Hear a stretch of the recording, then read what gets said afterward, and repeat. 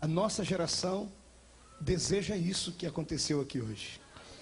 Eu represento esta geração nova, tenho 27 anos de idade.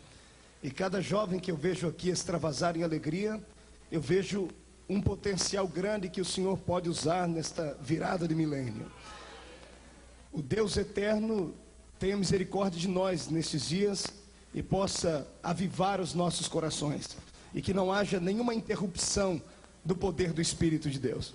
Não seja você hoje aqui uma barreira para o Senhor. Pelo contrário, abra o teu coração e deixe o Senhor lhe usar também.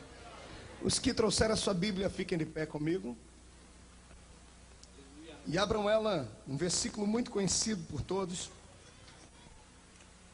O livro do profeta Joel, capítulo 2, e o versículo 28.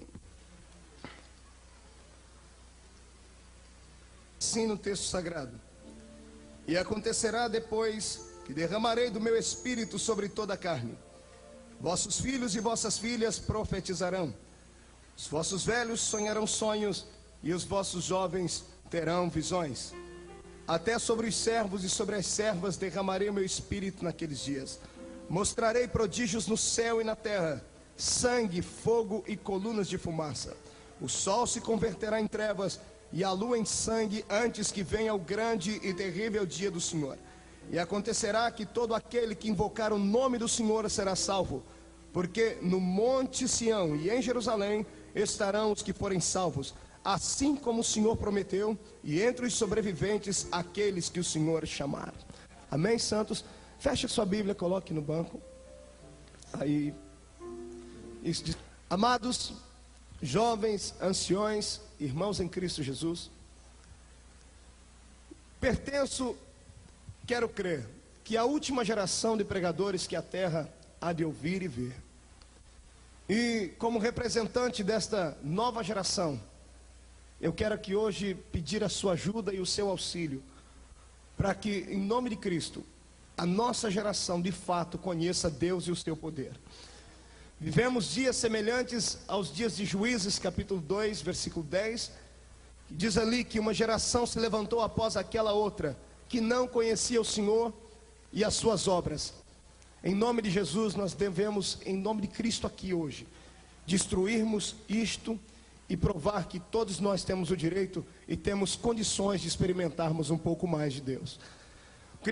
Cristianismo é isso que vimos aqui nessa noite.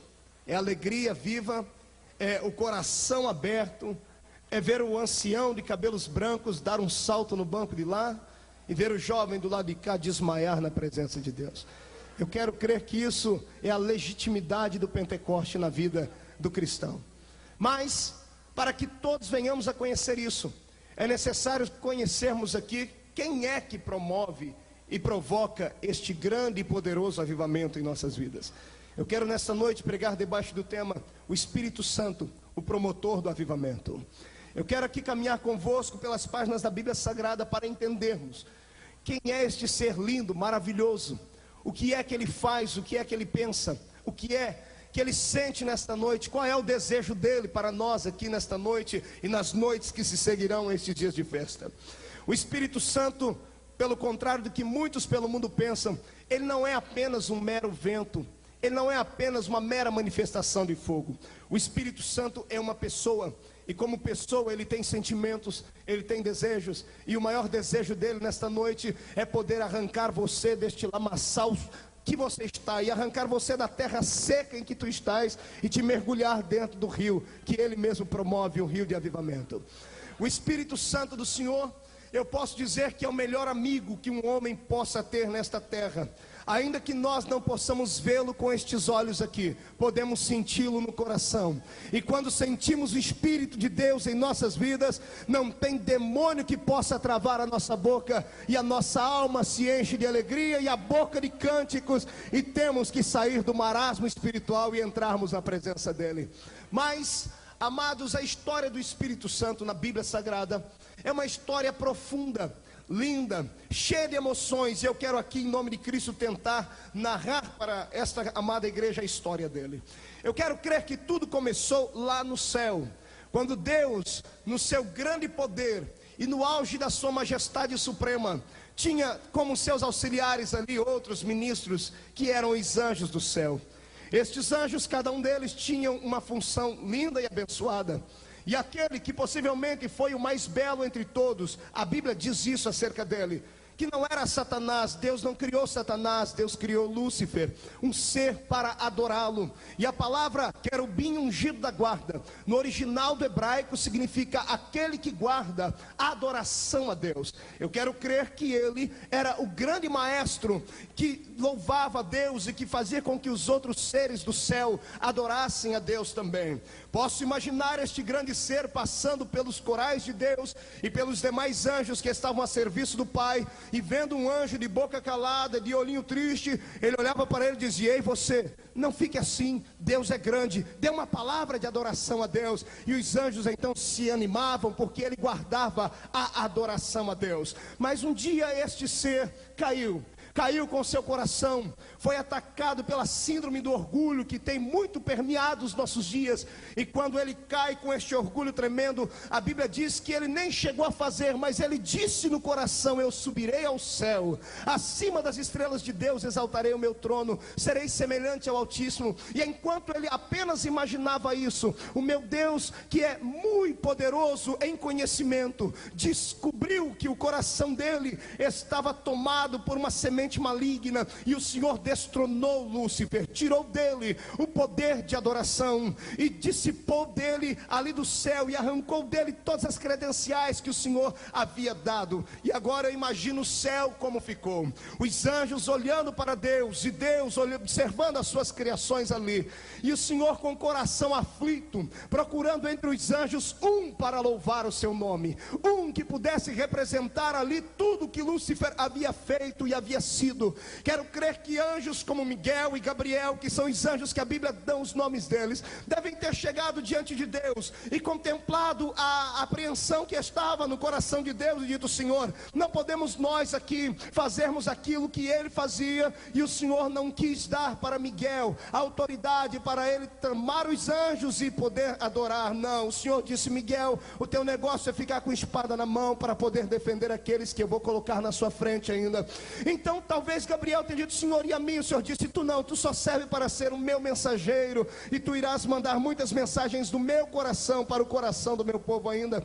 E naquele desespero todo, sabe o que foi que Deus fez? Deus não encontrou no céu um ser capaz de dar a ele a adoração tremenda do coração. Então o Senhor começou a operar aqui nesta terra. Entre o versículo 1 e 2 de Gênesis capítulo 1, só o Senhor sabe a eternidade que há ali. E do versículo 2 em diante, eu quero crer que Deus, vendo Lúcifer caído, desceu a esta terra, foi até lá aquele riachozinho, e tomou ali nas suas mãos a argila, aquele barro que tem liga. E enquanto Deus desenhava no chão um bonequinho, Deus sentia no coração aquilo que uma mulher gestante sente quando está para dar à luz a um filho. Ela não viu o filho, mas ela sente dentro dela vida, e isto é alegria. Deus sentia vida no seu coração e alegria na sua alma. E quando Deus termina de fazer aquele bonequinho lindo, abençoado, viu Deus que aquilo era bom. E a minha Bíblia diz que Deus soprou nas narinas daquele servo e transformou ele em não apenas mais um boneco, mas um homem, um ser vivo, com potencial de raciocínio, com potencial de adorá-lo e de representá-lo nesta terra. Quando Deus soprou nas narinas de Adão o fôlego de vida, eu tenho certeza que Deus implantou dentro dele também o Espírito Santo da verdade. Era por isso que o nosso irmão Adão, quando se levantou ali, tinha condições de falar com Deus, tinha condições de ver Deus, porque só pode falar com Deus e sentir a presença de Deus um homem que é cheio do Espírito Santo do Senhor. O homem que não tem o Espírito Santo, para mim, o que mais parece com ele na terra é um porco, um suíno. Por quê, pregador? Porque um porco não tem articulação no seu pescoço, e você nunca vai ver um porco olhar para cima. Porco apenas olha para baixo. Assim é o homem sem o Espírito Santo, nunca olha para as coisas de cima, olha apenas para as coisas de baixo. Mas o homem que tem o Espírito Santo, ele já não olha para as coisas de baixo, porque isso aqui é passageiro. Ele quer mais de Deus e estar com o Senhor da glória. E agora estava o Senhor diante da sua obra-prima, E como eu gosto de imaginar e devagar os meus pensamentos, como mente de pregador evangelista que tenho, a gente viaja. E eu imagino Deus todos os dias, de tardezinha, indo lá falar com a sua criação mais bela agora, que era Adão. Deus arrancou de Lúcifer o dom da adoração e do louvor e implantou dentro de Adão. É por isso que há uma luta constante de Satanás contra aqueles que louvam a Deus, que louvam pregando, ou que louvam cantando, ou que louvam tocando. Não conheço uma igreja pelo mundo onde tenho ido que não haja problema com músicos, e muitas pessoas não conseguem compreender isso. Hoje eu entendo. É porque quando você, meu irmão, ainda que tem uma voz feia como a minha, parece uma taquara rachada, mas quando tu pega um hinozinho, por mais simples que seja, fica de pé e começa a cantar, só Deus sabe o que acontece. Lúcifer olha para ti e fica de cabelo arrepiado, porque ele sabe que quando sai uma adoração perfeita dos nossos lábios, Deus se coloca de pé no trono para receber. Oh, aleluias! E Deus vai de tardezinha lá naquele lugar tão abençoado. Eu quero crer que já vi uma tora cortada pelo meio e com 2 outros troncos do lado. Era a mesa do café da tarde. Deus ia todos os dias de tardezinha tomar café com Adão. E todos os dias Deus chegava nele como um pai orgulhoso e dizia: aí, meu filho, o que é que tu fizestes hoje? Essa semana eu senti um pouquinho do que Deus sentiu. Fui levar minha menininha lá na escola de natação. A minha filha é linda, já disse, é a cara do pai, coisa mais fofa do mundo, a Karen.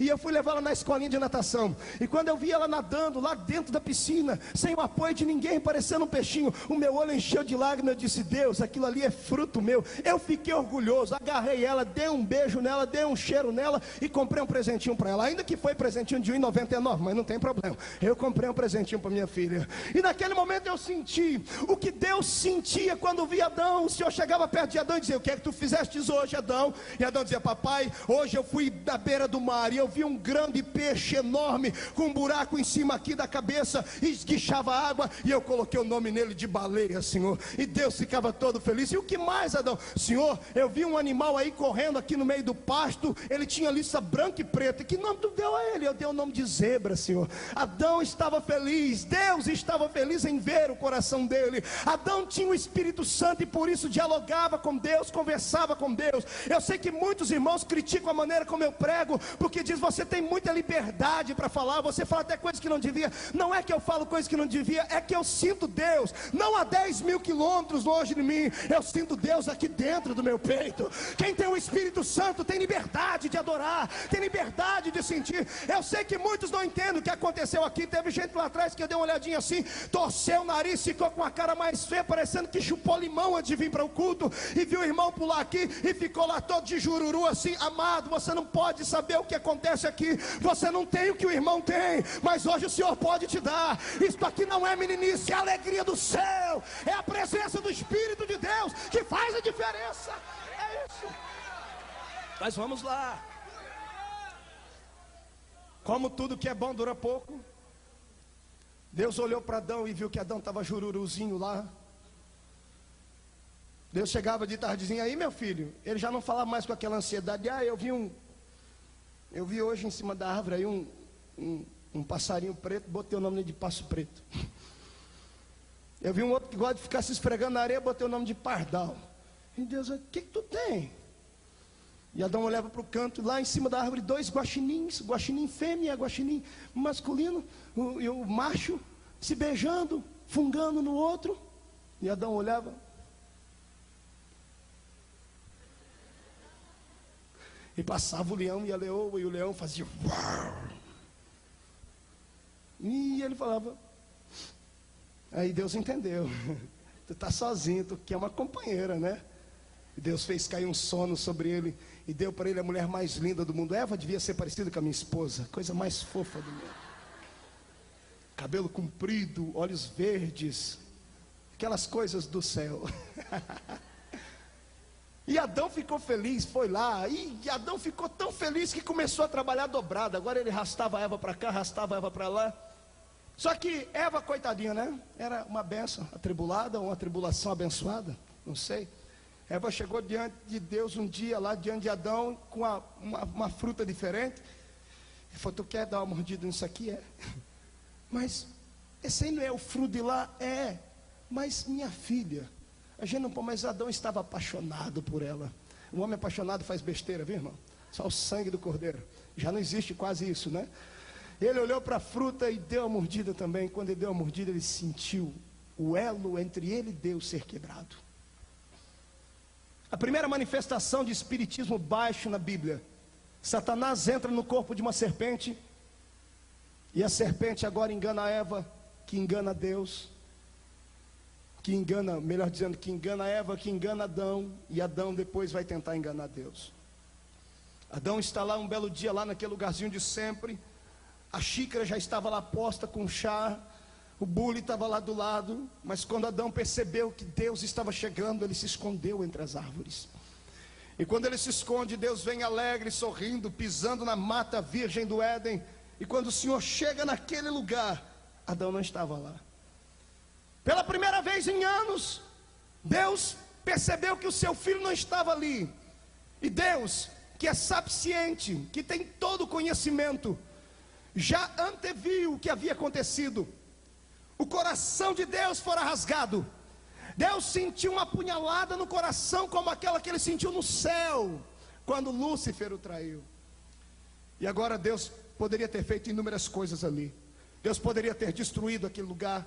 Deus poderia ter dito que nada mais apareça, tudo desapareça. Deus poderia ter feito isso. Deus poderia ter rogado uma praga de maldição, de enfermidade em cima de Adão, mas Deus não fez isso. A minha Bíblia ensina que quando alguém comete algum erro, essa pessoa deve procurar aquele a quem ela ofendeu. No princípio foi diferente. Adão estava escondido e Deus, quando observou que Adão estava entristecido, porque eu aprendi com Deus que Deus não fica triste com o ser humano quando o ser humano peca, porque o ser humano infringe a lei, não. Deus fica triste com o ser humano quando o ser humano peca, porque Deus sabe que o ser humano é filho. E quando nós pecamos, nós contraímos tristeza para a nossa vida. Se colocarmos a lei e o homem diante de Deus e dissermos: Deus, quem é que tu prefere aqui, esta lei com os seus mandamentos e tudo mais, ou o maníaco do parque, assassino e tudo mais? Deus vai olhar para os dois e Deus vai ficar com o maníaco do parque. Porque Deus pensa que ele é filho dele, é criatura dele, e precisa de uma oportunidade de perdão. Naquele momento Deus sai no meio da selva gritando: Adão, onde tu estás? E de repente tu traz uma folhagem, sai Adão todo entristecido, jururu, olho lacrimejando. Junto com ele está Eva. E o Senhor tristinho, olhando para os dois, percebeu a maior miséria que havia acontecido neles. Adão conta: o que aconteceu foi a mulher que tu me destes. A Eva aponta o dedo para a serpente: foi a serpente miserável que apareceu. A serpente vai apontar o dedo para o diabo já tinha sumido lá. Deus podia ter feito muitas coisas, mas Deus provou o seu amor à humanidade ali. Deus foi lá, pegou um cordeiro, matou o cordeiro, arrancou a pele, vestiu Adão e Eva, demonstrando ali o que aconteceria na cruz, quando o seu filho, o cordeiro vivo que foi imolado, trouxe vida e revestimento para nós que estávamos sem vida e sem paz. Ali começa a saga que eu quero aqui começar a pregar. Naquele momento, quando Adão infringiu as leis, quando Adão pecou, quando Adão deu ouvido à voz do inimigo, Adão perdeu ali a sensibilidade de ouvir Deus e de falar com Deus como antes ele falava. Naquele momento Adão entristeceu o Espírito Santo que estava dentro dele. E se tu começares a discorrer a Bíblia, tu vais chegar no capítulo 6 de Gênesis e vai ver Deus olhando para a estirpe que veio de Adão. Logo da linhagem de Adão veio um homicida, e depois o homem começou a se transformar em mal, em coisas horríveis, começaram a fazer e cometer pecados. E sabe o que foi que Deus fez? Deus encontrou um justo descendente de Adão e disse a ele: Noé, faz para ti uma arca, para ti e para a tua família, porque eu vou destruir essa terra. E tem mais: o meu espírito não estará mais com o homem, o meu espírito não contenderá mais com o homem. E aqui eu encontro a pior maldição que pode acontecer na vida de alguém: é quando o Espírito Santo é arrancado da vida dele. Se você começar a estudar a Bíblia depois de Gênesis capítulo 6, tu vai ver a estirpe de ser humano que veio sobre a terra. A Bíblia fala de alguns que eram poderosos, que eram diferentes, como Nimrod. A Bíblia chama ele de poderoso caçador. Não que a Bíblia está dizendo que Nimrod era um homem poderoso diante de Deus, mas a palavra poderoso ali diz um homem terrível, terrível, sanguinário. A história diz que Nimrod matou o pai, casou com a mãe, com ela teve filhos. Era a estirpe de homem que nascera depois disso. Assassinato era comum. O homem começou a desenhar para si outros deuses, começou a adorar lua, sol, começou a adorar pedra. Um homem sem o Espírito Santo de Deus, ele fica completamente cego e perde a noção do que é a realidade, perde a noção de quem é Deus. Existem dois tipos de crentes dentro desta igreja nesta noite. Existem os que têm o Espírito Santo do Senhor e os que ainda não têm o Espírito Santo do Senhor. Os que têm o Espírito Santo do Senhor e o conhecem, fazem a diferença na terra. E aqueles que não têm, vivem uma vida abaixo da mediocridade da humanidade. São crentes que vêm para a igreja de segunda a segunda, mas nunca encontramos diferença na vida dele, nem conversão na vida dele, nem adoração na boca dele. São pessoas que são formalistas demais, conhecem a Bíblia, têm de tudo da Bíblia, mas não têm experiência com Deus. Por isso vem para o culto e não sente nada, não sente um arrepio na espinha sequer,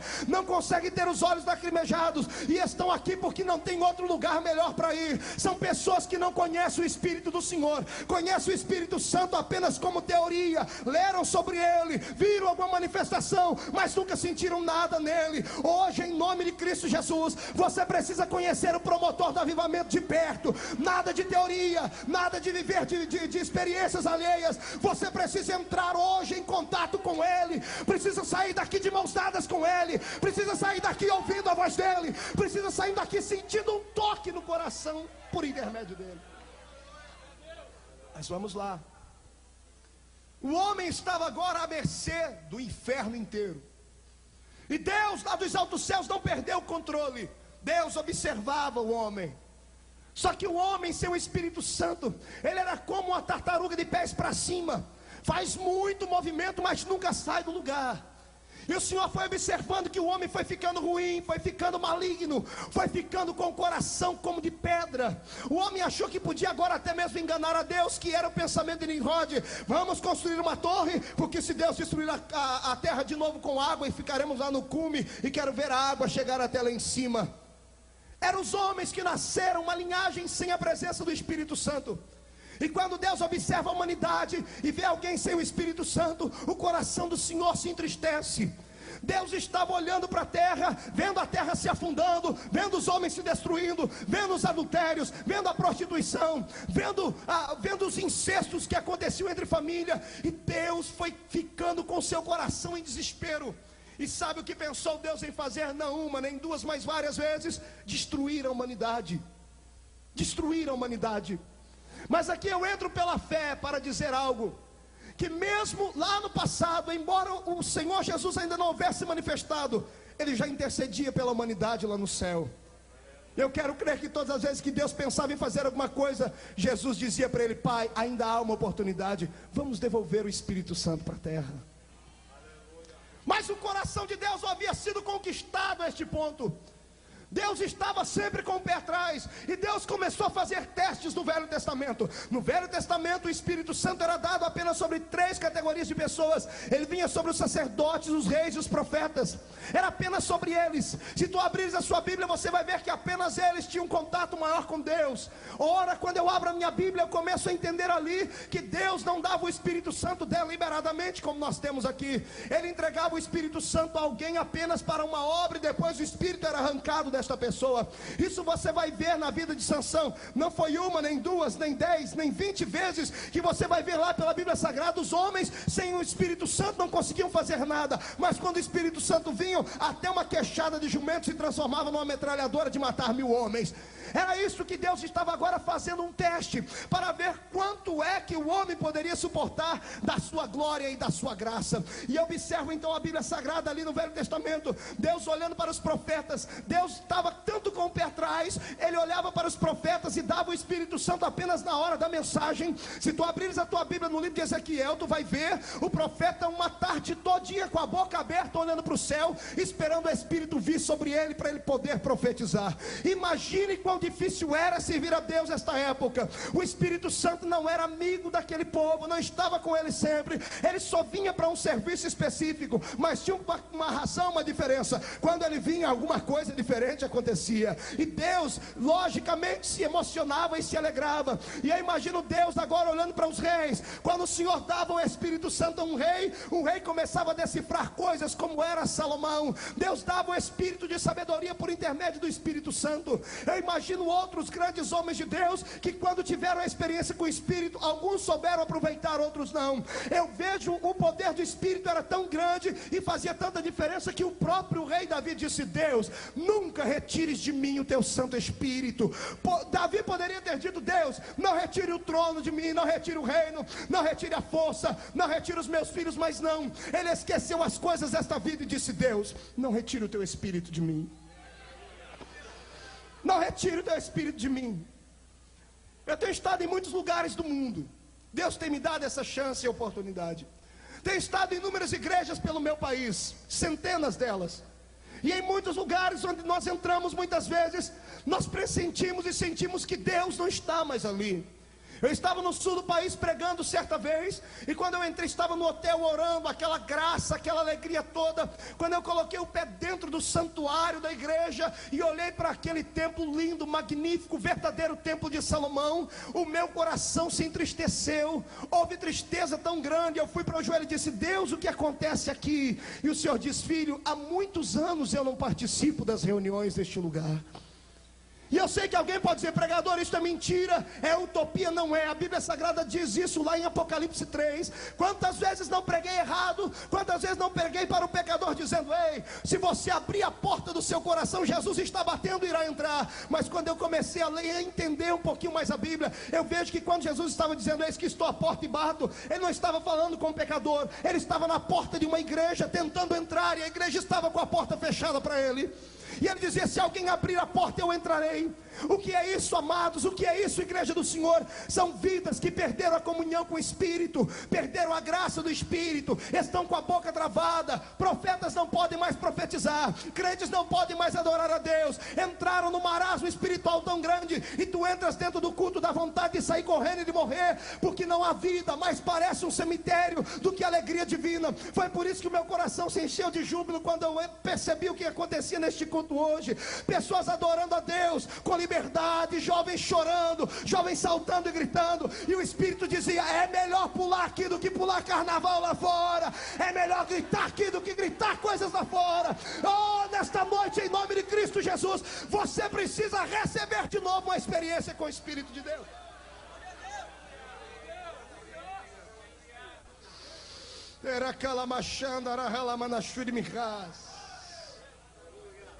Sem o Espírito Santo não somos nada.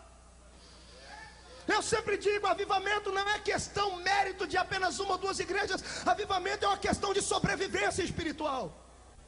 Ter o Espírito Santo dentro é muito bom. Eu gostaria que todos hoje tivessem o Espírito Santo sobre, em forma de revestimento de autoridade, em forma de graça e de visões, em forma de manifestações e milagres. E não me importa como ele venha, não me importa que ele entre aqui. Por isso que eu acho lindo aquela passagem de João 13:8, sem prego. Ali diz assim que o vento sopra onde quer. E eu comecei a entender que a Bíblia diz que o vento sopra onde quer. Não é onde nós queremos, é onde ele quer. E geralmente quando ele sopra, ele não pergunta a alguém se ele pode soprar. Então se ele sopra e derruba, alguém manifesta caindo, isso aí é problema do Espírito Santo e da pessoa. Se alguém salta, é problema do Espírito Santo com a pessoa.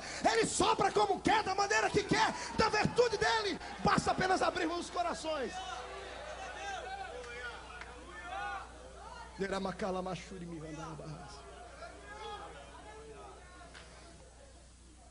Aí tu começa a entender a palavra, e tu vê que o Espírito Santo era dado de forma tão pouco. Parece que Deus usava um conta-gotas. Deus olhava para alguém e dizia: será que eu dou ou não dou? Não era hoje que todo mundo aqui tem, cada crente aqui hoje é uma bomba atômica espiritual de Jeová. É só acionar e vai estar explodindo as muralhas do inferno por onde passar. Naquela época não era assim. Deus observava um ser humano, olhava a estirpe dele, olhava a maneira dele se trajar, a maneira dele se comunicar. Deus olhava para a linhagem da família para poder dar a ele uma experiência. E aí vinha Deus e pingava o Espírito Santo, só de pouquinho. Para provar isso, A Bíblia diz que Eliseu, estando com Elias, Elias disse: eu vou ser tomado, o que é que tu queres? Ele disse: eu queria a porção do teu espírito. Ele não poderia ter pedido uma experiência para Deus, mas Eliseu sabia que Deus não dava para qualquer um, e não era de qualquer maneira. Então ele chorou e disse: eu quero que Deus me dê do espírito que há em ti, profeta.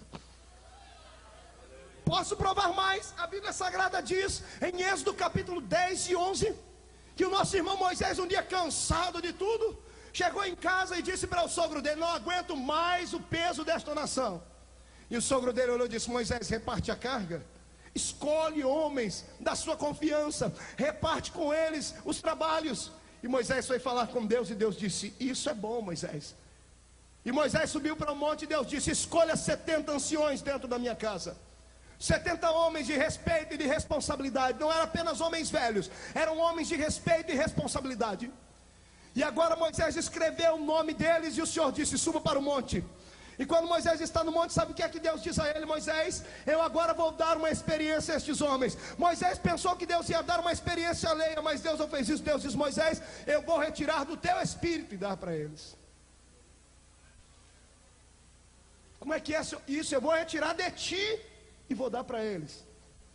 Deus não dava o Espírito Santo a qualquer pessoa, e nem de qualquer maneira. O Senhor achou melhor repartir do Espírito de Moisés do que dar uma experiência nova àqueles homens. Agora aqui tem uma história linda e abençoada. Quando Moisés está lá com os 70 nomes, e ele levanta as mãos, o Senhor, a Bíblia diz que Deus retirou do Espírito dele, e o Espírito saiu dele e entrou dentro dos 70 homens. 68 estavam dentro da congregação naquela hora. Onde eles estavam, não sei o que estavam fazendo, eram escolhidos.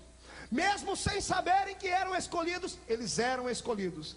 Não interessava o que estavam fazendo, de que linhagem que era, de que família que era, eles eram escolhidos. E onde eles estavam, quando o Senhor retirou de Moisés, Deus encheu todos eles com o Espírito Santo, e começaram a saltar e a profetizar no meio da congregação.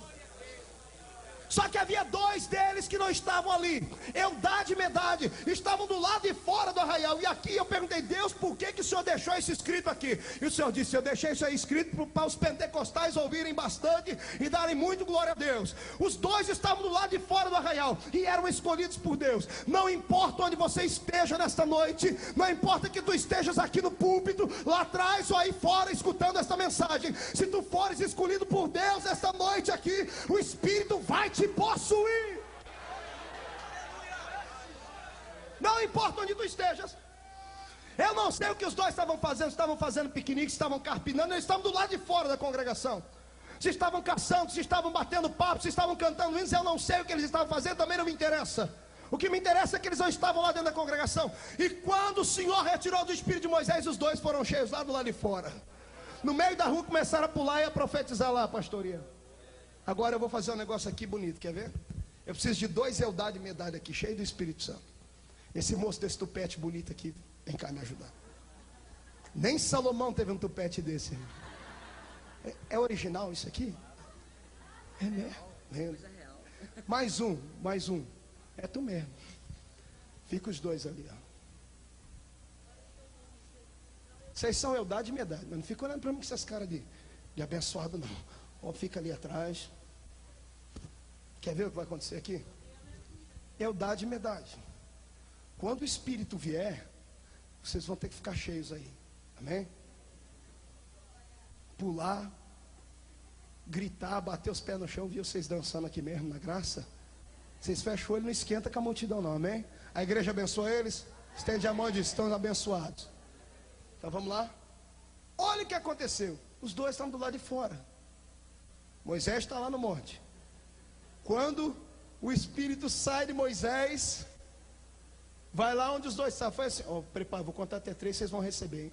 Não cai não, só pula. 1, 2, 3.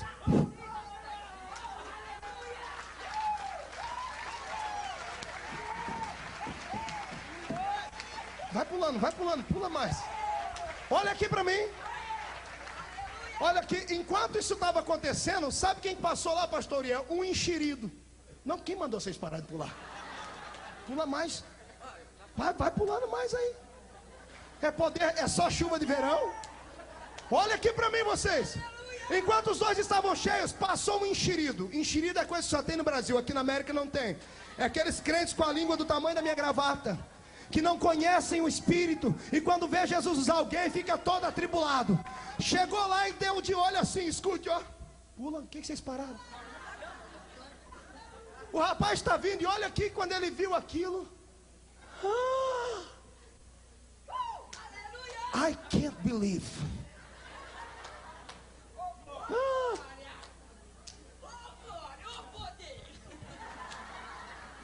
Isso é que é glória.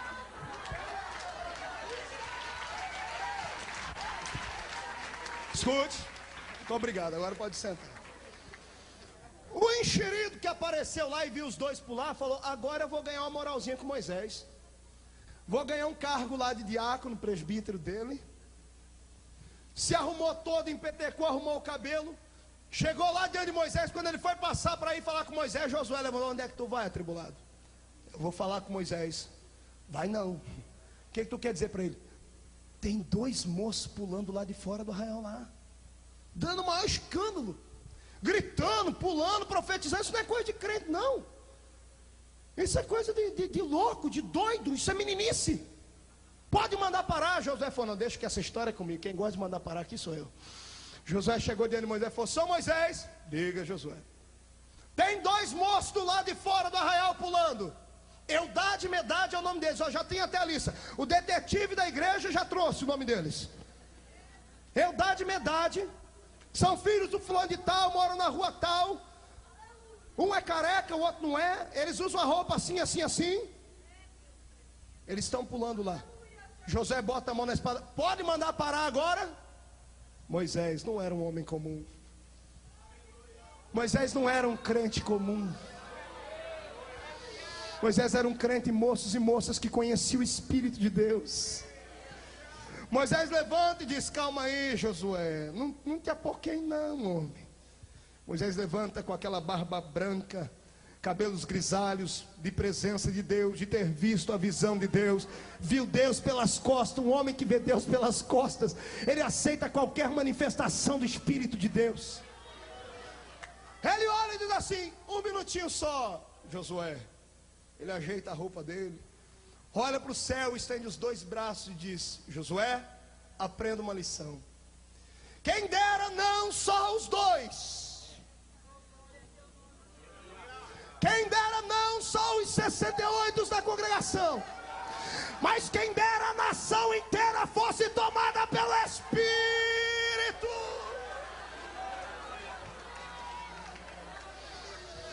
O Espírito faz a diferença.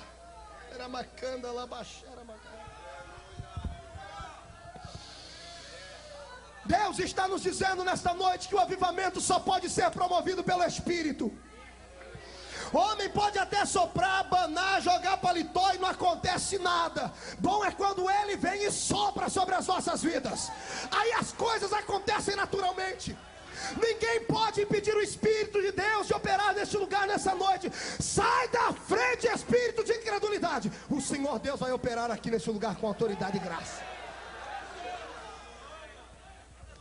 Quando Deus viu aquilo lá do céu, eu creio que lá no céu Jesus sentado no trono cutucava o pai: pai, diga, meu filho, olha lá, ó, o que o senhor está achando? O que, meu filho? Os homens estão tudo cheio lá, pai, profetizando, ó, dando glória ao seu nome. O senhor viu, pai? É instantâneo. O homem recebe o teu espírito, a primeira coisa que ele faz é glorificar. Jeová, olha, está ficando bom. Pai, vamos mandar o Espírito Santo para a terra de novo? Vamos mudar a história da humanidade. Vamos devolver para o homem, vamos dar uma chance mais. Jeová, não sei se devemos. O homem feriu o Espírito Santo, magoou o Espírito Santo. Ele é sensível. Ele é sensível. O Espírito Santo é sensível. Ele não é grosso como eu e você. Ele é sensível. E agora Deus olha para Jesus e diz: tudo bem, você me convenceu, vamos mandar ele para a terra. A festa no céu. Mas Jeová diz: mas não é agora. Quem é o profeta da vez lá embaixo? É Joel. Chama ele e diga: coloque nele a unção para profetizar. Joel chama a atenção da nação inteira e diz: atenção, Israel, assim diz o Senhor: nos últimos dias derramarei do meu espírito sobre toda a carne. Vossos filhos e vossas filhas profetizarão, vossos jovens terão visões e os velhos sonharão sonhos. Joel termina de profetizar e bate a mão na boca. O que é que eu falei aqui? O Espírito vai vir sobre todo mundo? Não pode. É só sobre rei, sacerdote e profeta. Mas era Deus dizendo que a terra seria abalada pela sua presença. Era Deus fazendo uma promessa, e quando Ele promete, Ele cumpre. Mas os homens foram maldosos, foram maquiavélicos, e fizeram o que era errado diante de Deus. E da promessa feita pela boca de Joel até o nascimento do nosso Cristo foram 835 anos aproximadamente. Todo mundo passava, chegava na família de Joel e dizia: o profeta mentiroso já morreu, tem 700 anos, e cadê a profecia? Cadê a promessa do derramamento do Espírito? Outros profetas vaticinaram isso, talvez ajudando Joel, inspirados por Deus. Era uma classe unida. Ezequiel fala também sobre o Espírito, outros falam sobre o Espírito Santo. Até o profeta Abacuque, quando viu toda essa manifestação e essa situação, até fez uma oração: Deus, eu vou até morrer, Senhor, mas Senhor, aviva a tua obra no meio dos anos lá para frente, Pai. O homem precisa de uma graça, de um avivamento lindo. E termina o espaço dos profetas do Velho Testamento. Entre Malaquias e Mateus nós temos um período interbíblico de 400 anos. 400 anos Deus se cala e não fala com ninguém. Profeta não se levanta, a voz do Senhor não era mais ouvida. Israel estava em desespero. Alguns ainda criam que Deus haveria de mandar a sua promessa, outros já haviam se esquecido. Mas o meu Deus nunca se esquece do que Ele promete. Pode demorar um dia, uma noite, 2 dias, um mês. Se Ele te prometeu, vai acontecer, amado. E eu sinto o cheiro de batismo com o Espírito Santo nessa noite aqui. Promessa vai acontecer na tua vida hoje aqui. Mas olha aí, passou o tempo. 400 anos Deus sem falar com o homem. O primeiro profeta do Novo Testamento se levanta lá nas beiras do Rio Jordão. Lá vem ele, um camarada de olho, de rosto sisudo, de barba, com uma roupa feita do pelo do camelo, e não da pele do camelo, como muitos dizem, do pelo do camelo, com a comida diferente. A mensagem dele era igualzinha dessas igrejas que tem por aí hoje: arrependei-vos, porque vocês vão ganhar logo casas e carros, e a sua empresa vai se levantar. Era esta a mensagem dele. Arrependei-vos e vocês vão conquistar o coração de Deus, e Deus vai dar para vocês tudo que vocês querem na terra. Ele dizia: arrependei-vos, porque é chegado o reino de Deus na terra. Raça de víboras, quem vos ensinou a fugir da ira vindoura? E lá está esse homem batizando. A história diz que ele batizava cerca de 5.000 pessoas ao dia. Não me questione, questione a história. É quase humanamente impossível isso acontecer, mas a história diz que ele batizava 5.000 pessoas por dia. E lá está ele batizando. Vou fazer o batismo de João aqui agora. Ele chamava todo mundo o quê? Raça de?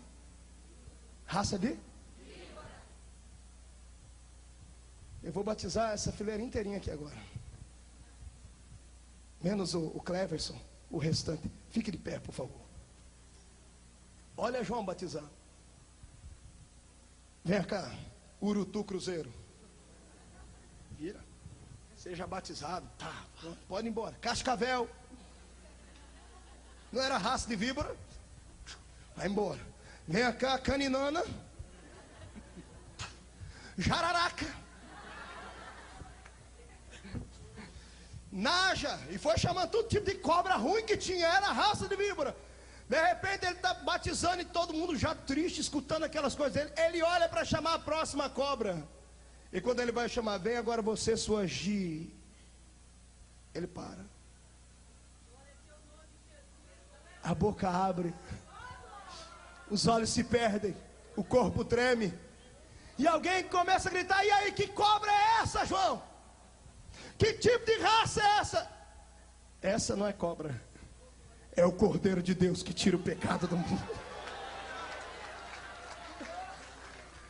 Ele não chama Jesus, ele diz: eu vou ter contigo. E quando ele vai ter com Jesus, alguém diz: quem é esse? Que até o profeta vai ter com ele. João escutou, virou para ele: ei gente, esse é o homem. Eu batizo com água para arrependimento, mas ele vos batizará com o Espírito Santo e com fogo. A primeira profecia do Novo Testamento vem falar acerca da pessoa linda e da manifestação da graça do Espírito de Deus. Deus não se esqueceu dos seus. Deus fez uma promessa e ela é latente hoje e é patente aos nossos dias. Só não pode receber quem vai para a igreja e traz um guarda-chuva da incredulidade e fica com ele aberto. Se tu fechares este guarda-chuva, tu serás inundado e receberás uma chuva de Pentecoste tão grande que irá mudar e modificar a tua vida.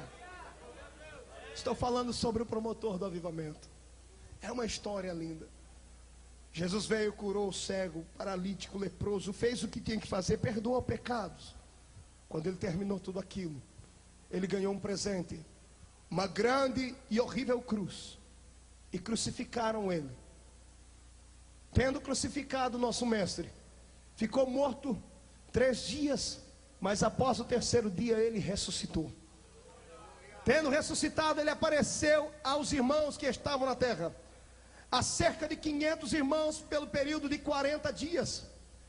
E já no último dia ele se reúne com seus filhos, com os seus discípulos que ali estavam, e disse a eles assim algumas palavras lindas. E ele disse ainda: olha, meus filhos, ficai lá em Jerusalém, para que vocês sejam revestidos de autoridade. O meu Espírito vai descer sobre vocês, vocês vão ser minhas testemunhas. E enquanto Jesus estava falando, o seu corpo transfigura-se, e ele vai subindo, desaparecendo da vista dos seus servos que ali estavam. E quando ele vai desaparecendo, uma nuvem vem e o encobre. 2 varões de branco do lado olham para os irmãos e dizem: o que vocês estão olhando para cima? Do jeito que ele foi, ele há de voltar. E quando termina aquela reunião, os discípulos olham para o céu, não vem mais Jesus. Pedro, Tiago, João e todos aqueles que estavam ali olham para a multidão que assistiram aquela cena e disse: amados, antes de ir, ele nos disse para irmos até o cenáculo, para ficarmos em oração lá em Jerusalém. Vamos orar, vamos orar. Da multidão de todos que ali estavam, apenas quase 120 creram, e os 120 partiram para a oração, e não oraram um dia, não oraram 2 dias, não oraram 3 dias, mas oraram 10 dias, para que o Senhor Deus cumprisse a sua promessa. E o que aconteceu neste intervalo é algo que só pela fé nós podemos entender.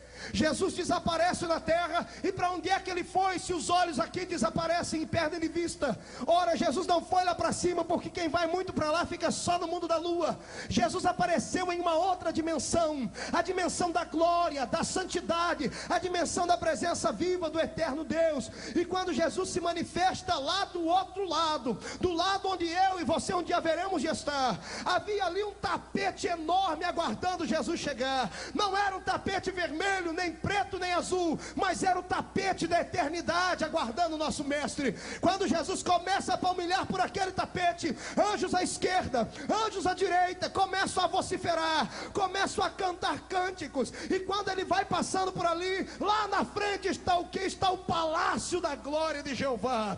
E os anjos que estão aqui com ele do lado de fora gritam para os anjos que estão lá dentro do palácio: cumpre-se o Salmo 24. E os anjos, quando dizem assim: levantai, ó portas, as vossas cabeças, levantai-vos, ó portais eternos, para que entre o Rei da Glória. Quem estava lá dentro diz: mas quem é este Rei da Glória? Os anjos do lado de fora dizem: o Senhor dos exércitos, poderoso na batalha, ele é o Rei da Glória.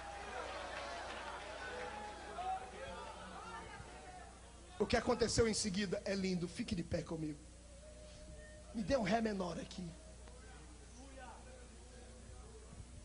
Vocês dois fiquem aqui pertinho de mim.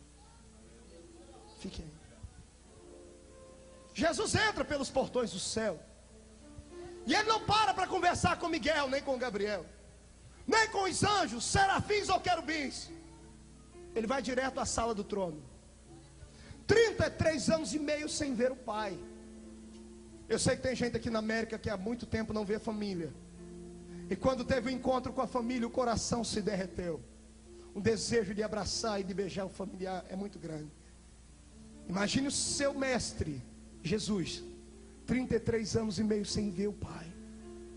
Quando ele entra pelo aquele portão e vai direto à sala do trono, ele contempla o pai. E quando ele vê o pai, palavras são pequenas para dizer o que aconteceu ali. Eu quero crer que como bom filho ele abraçou o pai. Chorou com ele. Saudades. Soltou o pai e disse: pai, estas feridas aqui foram aquelas que eu recebi na casa dos meus amigos. Eu tenho um assunto sério para falar com o senhor, mas espera só um minutinho. De cá estava o Espírito Santo. Como vai você?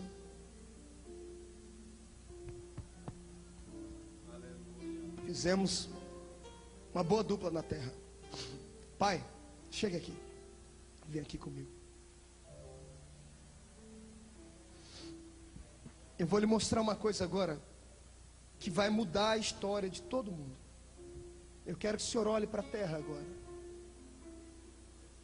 Pelo meu poder, desapareçam nuvens, atmosfera, e eu quero ver o Oriente agora. Quero ver a minha nação terrena. Quero ver a cidade de Jerusalém. E Jerusalém se espelha para ele aqui, como eu estou vendo vocês.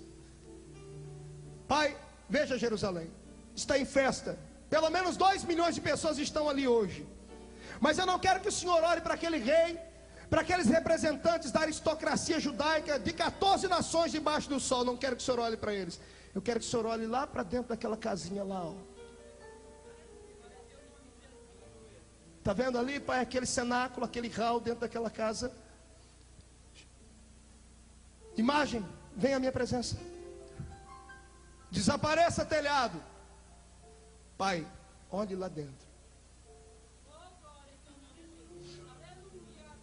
São poucos, mas são meus. Aquele barbudinho ali, aquele ali, é Pedro, pai. Um dia me negou 3 vezes, tadinho dele. Alguém achou que eu ia excluir ele, ia destruir ele, mas não. Eu mandei um recado para ele o dia que eu ressuscitei. Isso está lá no Evangelho de Marcos. Eu disse: vá e diga aos meus discípulos e a Pedro que eu vivo. E espero ele lá na Galileia. Pai, aquele homem me negou diante de uma vendedora. Mas se hoje o Senhor cumprir a promessa de Joel, ele vai se transformar no maior ganhador de almas do mundo. Aquele outro ali é Tomé, olha. Não acreditou que eu ressuscitei, até que eu mandei ele botar o dedo aqui. Quando ele botou o dedo aqui, ele acreditou. Aquele outro lá é Lázaro. Aquele lá eu ressuscitei ele, pai. 4 dias morto. Cheguei dentro da tumba dele e dei um grito assim: Lázaro, sai para fora. Eu chamei ele pelo nome, que se eu não chamo, todos os mortos iam ressuscitar ali. Pai, esses são meus. Eu te peço um favor hoje. Manda para a terra, Espírito Santo. Eles não podem suportar sozinhos. O diabo já está à espreita, esperando para destruir a minha igreja que eu edifiquei. Só poderão ser alguma coisa se o Senhor tiver coragem de dar a eles o seu Espírito. Manda o seu Espírito para a terra. E sabe o que é que Deus respondia? Silêncio. Deus não dizia nada. Esse diálogo de Jesus e Deus, esta cobrança, esta intercessão, demoraram 10 dias. 10 longos dias. Durante 10 dias, Deus ouviu clamores incessantes da terra e do céu. Na terra, quando ele olhava para a terra, 120 gritando: Senhor, manda já o teu poder. Manda, Senhor, sobre nós o teu poder. Senhor, manda já o teu poder e batiza cada um. Deus parava de olhar para a terra, ele olhava para o céu, olhava para o filho dele. E o filho dele dizia: Deus, manda o teu poder. Manda o teu poder. O pai parava de olhar para cá, olhava para a terra de novo. Todo mundo gritando: manda o teu poder. Não, está muito pouquinho. Sem parar. Escuta, Pai. Escuta, Pai. Pai, manda o teu poder. Grita, grita, grita, grita. Pai, manda o teu poder. Derrama o Espírito, Pai. Primeiro dia, continue, continue. Segundo dia, terceiro dia, quarto dia, quinto dia, sexto dia, sétimo, oitavo, nono. No 10º dia, Deus diz: pare.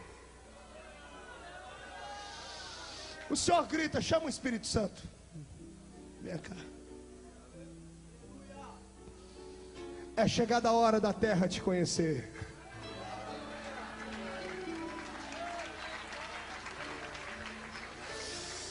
Desce no meio daquele povo e prepara para mim um povo santo, eleito, escolhido, zeloso e de boas obras. Zela pela santidade do meu povo. Guarda o meu povo do lobo devorador. Enche os meus santos de graça e poder. E coloca o mundo de cabeça para o ar, de perna para o ar, cabeça para baixo. Muda a história do mundo. E o Espírito do Senhor desceu sobre a terra.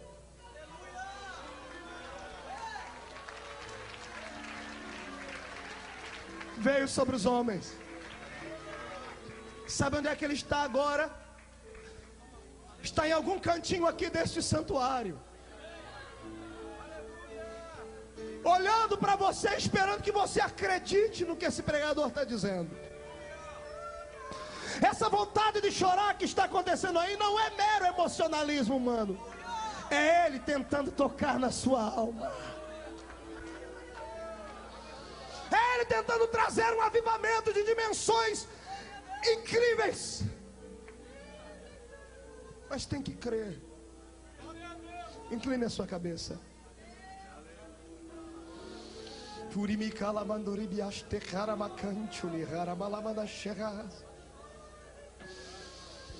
Oh, Yemanturi Yemause Mawaramawa Shega.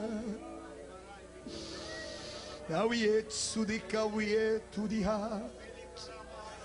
Dietuni Maui.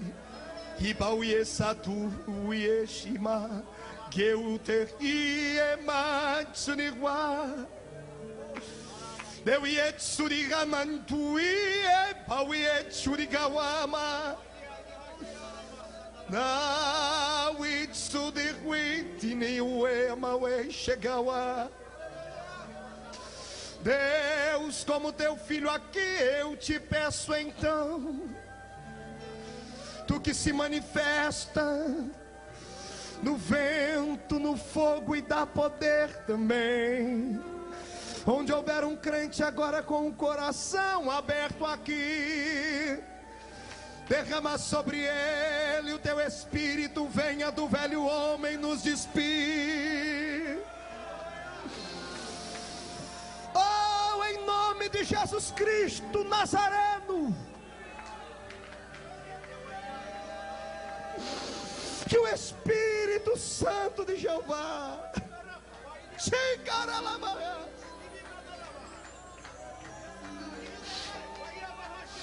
oh, e canto e ebaui jau derramagai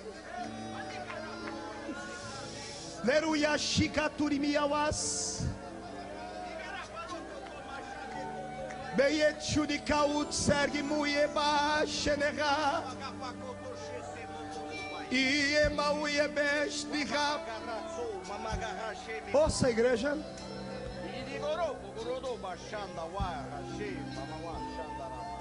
E a Matsude.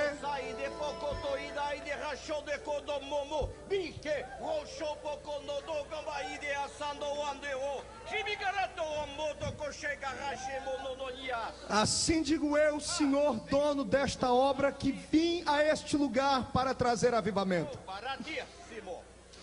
Todo o poder que há em minhas mãos para deliberar este lugar, tenho intenção de liberar sobre todos os corações que com graça e alegria me louvarem. Eu sou Deus das nações e não preciso de passaporte nenhum. O que vou fazer neste lugar ainda está por vir. Trarei sobre este lugar algo novo, um poder tão grande que virão pessoas de outras nações para saber o que é isto. Eu amo esta igreja de uma maneira diferente. E cada um daqueles que aqui estão neste mesmo espírito serão mensageiros meus por toda a terra. Trago eu hoje sobre vós um grande despertamento na alma. Devolvo aos vossos olhos lágrimas e libero a unção da cura. E tenho eu muito mais a realizar. Para isto permitam que o meu espírito volte sobre vós. Abram a vossa alma e recebam a minha presença, diz o Senhor dos Exércitos. Oh, Deus grande, tremendo.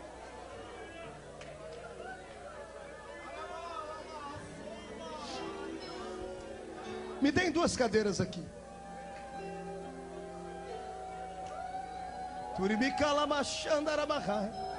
Está preparado para o que vai acontecer aqui? Não olha para o relógio não. Alexandre, me ajude aqui. Escute. Fique aqui. Escute. Ouça-me. Eu vou te fazer relembrar quem é o Espírito na sua vida. O Alexandre vai representar aqui o Espírito Santo de Deus. E eu sou você ontem. Alexandre, posição assim. Onde eu for, tu me acompanha com os olhos, com a cabeça. Mas não ande atrás de mim, ok? Olhe para mim. Moço, moça, isso é importante.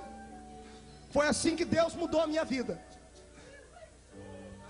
Antes de você ser um servo, um cristão, tu eras escolhido por Deus. Alguém orava por você. E quando alguém intercede por alguém, a pessoa que recebeu a intercessão, ela é levada à presença de Deus e ela passa a receber a atenção de Deus. Deus não pode tocá-la, mas pode observá-la.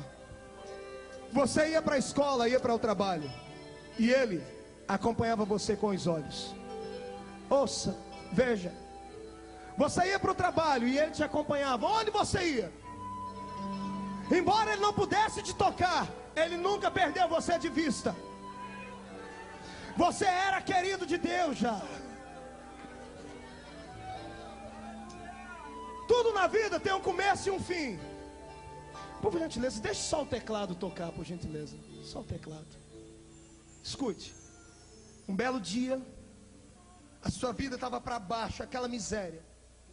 E alguém falou assim: vamos lá na igreja dos crentes hoje. E você, sem ter intenção nenhuma, estava até com outros planos, disse: vai, vamos lá, não custa nada aí. O dia que você resolveu ir para a igreja, Ele deixou de te olhar e começou a caminhar do teu lado. Vamos para a igreja comigo, mas não me toca ainda, só me acompanha. Vamos para a igreja? No meio do caminho Ele foi contigo. Passou pelas esquinas, parou no semáforo com você, chegou na igreja, alguém arrumou um lugar para você sentar. Quando você sentou, Ele sentou com você.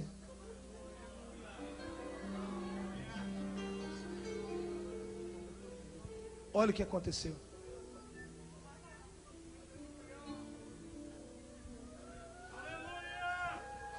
Nossa, que coisa estranha eu estou sentindo aqui nessa igreja. Está me dando uns arrepios aqui. Quem contou a minha vida para aquele pregador lá? Ele está falando a minha vida inteira. Que vontade de chorar é essa? Você não entendia nada. Era ele aí do seu lado, ó, te tocando. É o que ele está tentando fazer contigo desde o começo do culto. Ele está aí do seu lado, esperando que você seja sensível, tanto quanto Ele é sensível. Chegou a hora do apelo, você até queria aceitar Jesus, mas não dava conta, não tinha força. Eu até queria ser crente, quando você menos viu, tua mão estava para cima. O que foi que aconteceu? Era Ele aí, ó. Quando tu ficou de pé, Ele ficou contigo. Agora Ele te grudou, irmão. Uma vez que Ele te segura, Ele não te solta mais. Vamos para frente da igreja comigo. Dobrou o joelho, aceitou Jesus. Tu não sabia orar, lembra? Só chorar. E enquanto tu choravas aqui, Ele pegava as tuas lágrimas e intercedia com gemidos inexprimíveis lá no céu. Tu não sabia orar, mas Ele orava por ti. E dizia: Deus, este pobre homem, esta pobre mulher, se o Senhor der uma chance a ele, eu posso mudar a vida dele da água para o vinho. Posso transformar ele de um drogado, como era a minha vida, a um pregador para multidões. Tudo isso depende dele na sua vida.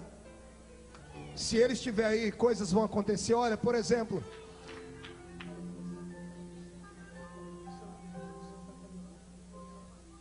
olha aqui. No outro dia você levantou, saiu leve. Foi para a escola naquele dia. Parecia que tinha um gigante do seu lado. Não é que parecia não, ele estava mesmo contigo. Chegou na frente da escola, perto de todo mundo. De repente alguém disse: ei, vamos contar umas piadinhas daquelas bravas que só eu e você. Você conhece aquela...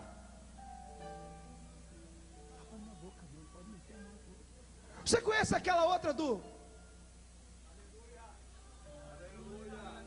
Você conhece aquela outra? Mas rapaz, você não vai contar não. Eu estou tentando, mas alguma coisa não deixa eu contar mais essas coisas. Não é alguma coisa, é Ele. Alguém dizia para você: vamos lá fumar droga. Louquinho para bater a mão na minha boca, né? Vamos lá mexer com droga de novo. Olha o que aconteceu. Mas eu estou na igreja agora, não interessa, não tem ninguém olhando. Vamos lá, então vamos. Vamos embora logo, rapaz. Mas você não quer ir? Eu quero, mas não tem jeito. Algo não me deixa mais. Não é algo, é Ele. É o Senhor que está aí do seu lado, te defendendo. Pior não é isso, tem coisa melhor ainda. Ele passa a ser seu amigo, e um amigo defende os outros. Quer ver? Vem um bem forte aqui querer me bater. Vem cá tu, Júnior. Vem cá. Vem pra cima. Quando ele... Vem, rapaz. Vem. Ó. Vem. Que jeito, ó, o meu amigo aqui, ó. E esse Espírito está aqui hoje à tua disposição, querendo provocar o maior avivamento que a sua vida já viu, querendo tirar você do marasmo e o último lugar da fila e colocar você aqui na frente. Feche seus olhos agora. Eu vou fazer um convite só.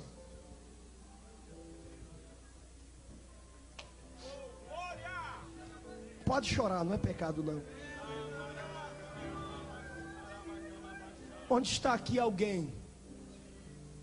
Um moço, uma moça, um irmão, uma irmã, que hoje quer ter um encontro nítido com Ele, quer ser revestido de autoridade com Ele, por Ele, e ser para Ele um varão de fogo e de guerra. Venha cá. Isso venha chorando mesmo, que não é pecado não.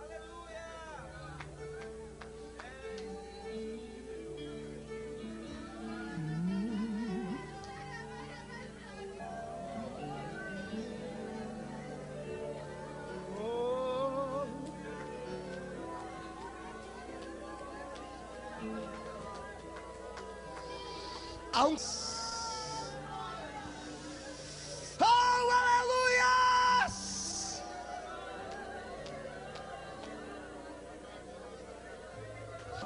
Para cantar. Ei, você, olha para mim aqui. Olha aqui. Hoje nós não vamos brincar de ser crente, nem brincar de vir ao altar. Eu quero que hoje você venha e fique. Amém? Quer ter uma nova experiência com Ele? Só você e Ele. Está disposto a tudo? Está disposto a tudo? Faça uma oração comigo agora. Feche seus olhos.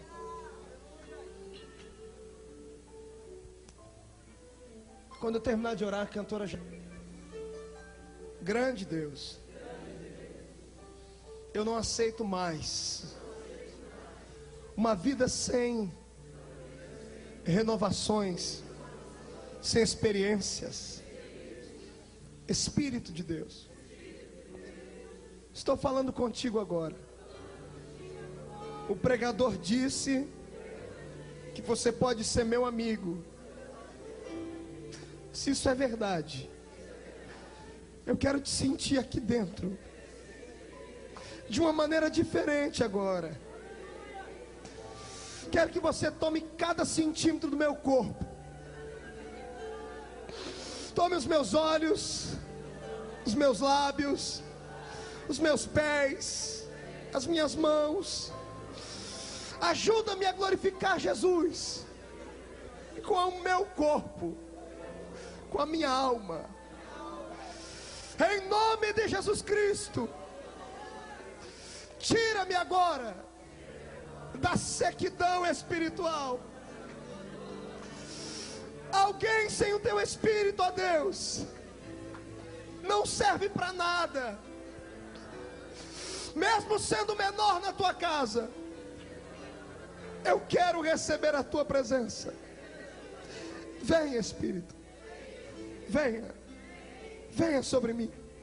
Venha agora, venha agora. Muda conceitos, muda valores, muda minha alma. Em nome de Jesus Cristo, justo, Nazareno,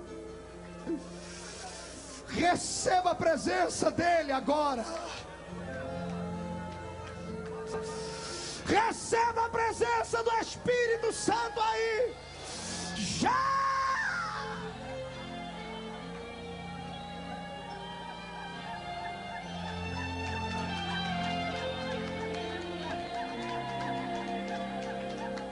É o homem que teve o poder de andar sobre o mar. E é ele que pode fazer o mar se calar. No momento em que a tempestade vier te afogar, ele vem com toda a autoridade e manda acalmar. Quem é o homem que teve o poder de fazer Israel caminhar por entre as águas do mar vermelho? Fez caminho no meio do mar para o povo de Israel passar. Outro lado, como os peixes, Seja cheio da graça.